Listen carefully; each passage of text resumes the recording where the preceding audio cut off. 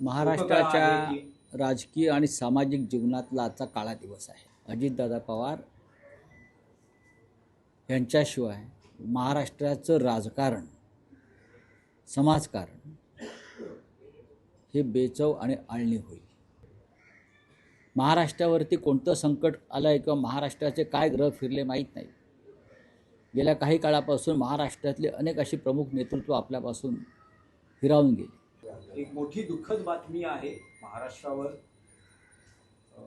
महाराष्ट्राच्या राजकीय आणि सामाजिक जीवनातला आजचा काळा दिवस आहे. आज सकाळी जेव्हा महाराष्ट्राचे उपमुख्यमंत्री अजित पवार यांना मुंबईतून बारामतीला घेऊन जाणाऱ्या विमानाचा अपघात झाल्याची बातमी कळली, तेव्हा आम्ही सगळे प्रार्थना करत होतो की अशी कोणत्याही प्रकारची बातमी कानावर येऊ नये आणि अजितदादा पवार हे सही सलामत त्या अपघातातून बाहेर यावेत. पण दुर्दैवानं ती धक्कादायक आणि दुःखद बातमी आमच्या कानावर आदळली. अजितदादा पवार यांच्याशिवाय महाराष्ट्राचं राजकारण, समाजकारण हे बेचव आणि आळणी होईल. त्यांचं व्यक्तिमत्व गेल्या अनेक वर्षापासून आपण पाहतोय. दिलखुलास, रोखठोक, कार्यकर्त्यांना हवासा वाटणारा नेता. त्यांच्या जाण्यानं महाराष्ट्रावर दुःखाचा डोंगर कोसळलेला आहे. त्यांचं बोलणं, त्यांच्या कामाची पद्धत, त्यांची प्रशासनावरची पकड, या सगळ्या गोष्टी महाराष्ट्राच्या मनात कायम राहतील.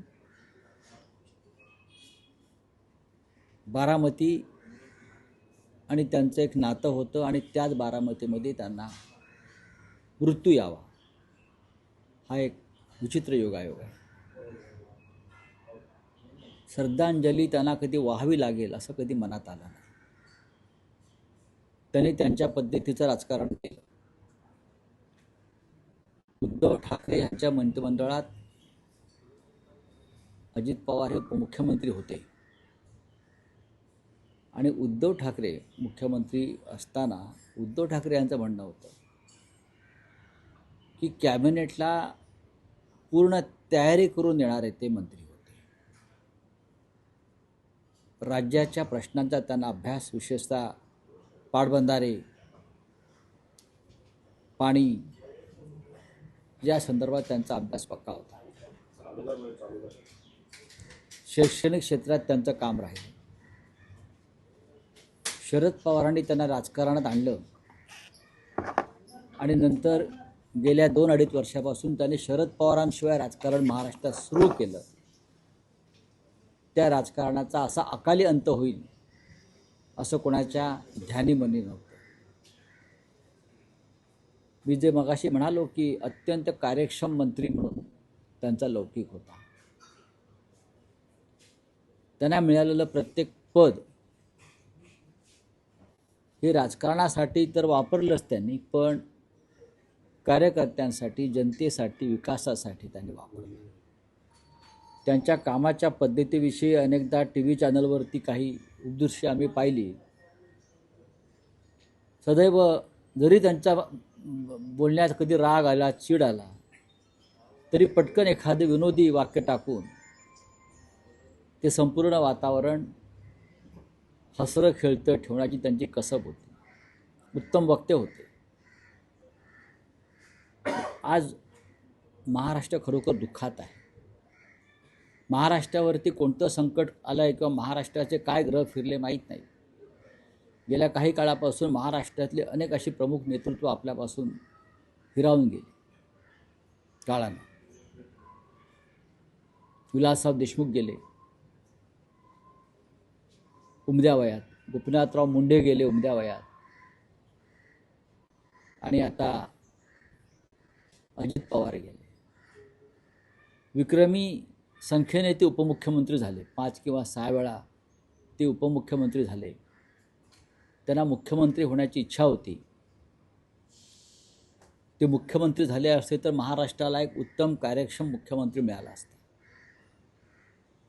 पण ते त्यांच्या दुर्दैवानं ते मुख्यमंत्री होऊ शकले नाही आणि आज या भीषण विमान अपघातामध्ये त्यांचा मृत्यू झाला.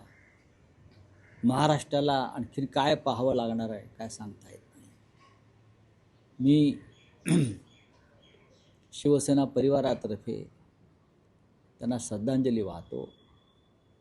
स्वतः शिवसेना पक्षप्रमुख उद्धव ठाकरे यांच्याशी माझी आता चर्चा झाली आणि ते सुद्धा अस्वस्थ आणि शोकात आहेत. कारण त्यांचे ते सहकारी होते मंत्रिमंडळातले आणि पवार कुटुंब मग शरदराव असतील अजितदादा असतील यांचे आणि ठाकरे कुटुंबाचे अत्यंत स्नेहाचे संबंध होते. त्याच्यामुळे स्वतः उद्धव ठाकरेसुद्धा लवकरच आपल्यासमोर येऊन दुःख व्यक्त करतील. रावसाहेब, गेली अनेक वर्ष राजकारणात कौटुंबिक जीवनात आपल्याला अजित पवारांचा स्नेह नक्कीच. सहवास लाभला. नक्कीच. आपली काही व्यक्तिगत आठवण किंवा एखादा प्रसंग? नाही, खूप प्रसंग आहेत अजितदादांबरोबरचे. विशेषतः जेव्हा जेव्हा पवारसाहेबांबरोबर आमच्या बैठका व्हायच्या तेव्हा अजित पवार असायचे. म्हणजे अजित पवारांनी पहाटेची शपथ घेतली त्याच्या आदल्या दिवशी रात्री 11पर्यंत आम्ही एकत्र होतो आणि 11 वाजल्यानंतर शोधाशोध करताना जे घडामोडी घडल्या त्या रंजक होत्या फार. तिथपासून ते पुढे अनेक काळ त्याच्या आधी सरकार बनवताना अजित पवार आमच्या म्हणजे उद्धव ठाकरे यांच्या नेतृत्वाखाली सरकार बनवताना अजित पवारांची सोबत अत्यंत महत्त्वाची होती.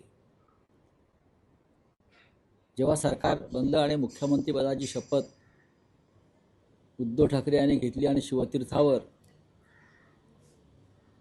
अजित पवार यांनी सुद्धा शपथ घेतली त्यावेळेला, त्यानंतर ते मंत्रालयात गेले दुसऱ्या दिवशी आणि त्यांनी पहिला फोन मला केला होता आणि त्यांनी हे सरकार बनवताना जे कष्ट आपण सगळ्यांनी घेतले त्यांनी विशेषतः माझा उल्लेख केला, त्याचं स्मरण आम्हाला कायम राहील अशा प्रकारचं वक्तव्य त्यांनी त्यावेळेला केलं. आणि त्यांचा स्नेह जरी आम्ही एकमेकावर टीका केली ते फार कमी टीका करायचे, टीका आम्हीच करायचो. जेव्हा त्यांनी नवीन मार्ग स्वीकारला, वेगळा मार्ग स्वीकारला, तेव्हा आम्हीच त्यांच्यावर टीकेचे बाण सोडत होतो, त्यांच्यावर टीका करत राहिलो. पण त्यांनी क्वचित त्याला उत्तर दिलं, कारण ते शांत राहूनच काम करत राहिले. राजकारणामध्ये अशी माणसं दुर्मिळ असतात. अत्यंत उमद्या वयात ते गेले, अत्यंत उमद्या वयात. त्यांच्याकडनं अजून बरंच काही काम महाराष्ट्राला करून घेता आलं असतं. राजकारणात ते मोठी खेळी अद्याप खेळू शकले असते. अलीकडेच माननीय शरद पवार आणि अजित पवार एकत्र आले, त्याचा आनंद सगळ्यांना झाला की काका आणि त्यांचा मुलासमान पुतण्या एकत्र आले, एकत्र राजकारण सुरू केलं पुण्यात, पिंपरी चिंचवडमध्ये. आताही जिल्हा परिषदा, घड्याळ आणि तुतार एकत्र लढत आहे, त्याचा आम्हाला आनंद होता. पण तो आनंद फार काळ टिकला नाही. पवार कुटुंब हे राजकारण कोणत्याही थराला गेलं तरी पवार कुटुंब हे अभेद्य एकत्र कायम राहिलं. ते यावेळेलाही दिसलं आपल्याला अनेक प्रसंगात. त्याच्यामुळे पवार कुटुंबावरचा हा सगळ्यात मोठा आघात आहे. जरी सुप्रिया सुळे यांच्या विरोधामध्ये सुनित्रा पवार लढल्या, जरी अजित पवार यांच्या विरोधामध्ये युगेंद्र पवार त्यांचा पुतण्या लढला, कधी रोहित पवारांनी काही टीका टिप्पणी केली असली तरी सामाजिक कार्यामध्ये, कौटुंबिक सोहळ्यामध्ये पवार कुटुंबाचं ऐक्य हे एक आदर्श प्रकार राहिला. आणि त्या कुटुंबावरचा जो आघात आहे, अजित पवार हे त्या कुटुंबाचे शरद पवार यांच्यानंतरचे कर्ते पुरुष होते.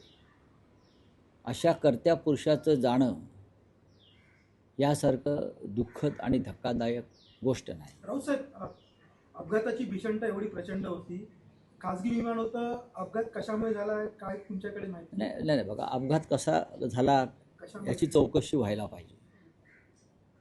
अजित पवार सातत्यानं विमान प्रवास करत होते, पण या निमित्ताने एक गोष्ट सगळ्यांना लक्षात घेतली पाहिजे. राजकारणामधला जो हव्यास असतो सर्व निवडणुकांचा, नगरपालिकांपासून महानगरपालिका, जिल्हा परिषदा यांच्यासाठी जी धावाधाव सध्याचे राजकारणी करतायत, राज्यकर्ते करतायत, त्याला कुठेतरी बांध घातला पाहिजे.